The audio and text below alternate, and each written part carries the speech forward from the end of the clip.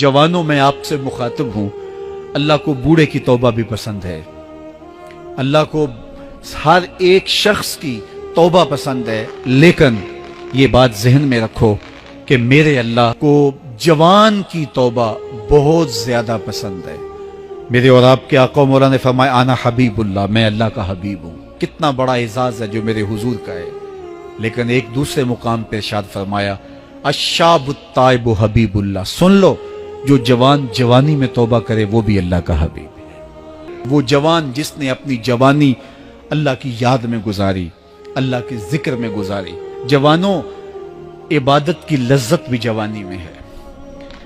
अगरचे जवानी मस्तानी होती है, जरा इस मस्तानी जवानी को तहज्जुद के मुसल्ले पे लाके देखो, क्या मस्ती चढ़ती है सजदों के अंदर, क्या लुत्फ है कयाम के अंदर, क्या सुकून है रुकू के अंदर।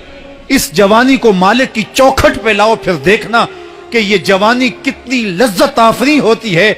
और फिर इस जवानी के बदले में अल्लाह ताला तुम्हें क्या क्या अता फरमाता है। वराजुलुन कल्बहु मुअल्लकुम बिल मसाजिद, वो आदमी जिसका दिल मस्जिद के साथ वाबस्ता होता है। अल्लाह के घर की तामीर, अल्लाह के घर की तज़ईन, अल्लाह के घर की सफाई सुथराई, अल्लाह के घर की आबादकारी, अल्लाह के घर की हाजिरी, ये उसकी जिंदगी का मशगला है।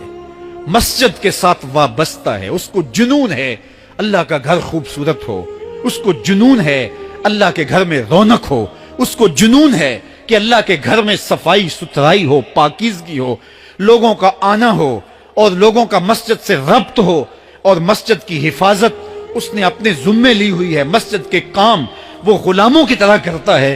सुनो सुनो, मेरे हुजूर ने फरमाया कयामत के दिन अल्लाह उसे अपने अर्श का ठंडा साया अता फरमाएगा। वो आदमी जिसमें तन्हाई में अल्लाह का जिक्र किया, अल्लाह को याद करने बैठ गया, कोई देखने वाला नहीं था, वो तन्हा था, हुजरे में था, अपने बंद कमरे में था, अपने रब को याद किया।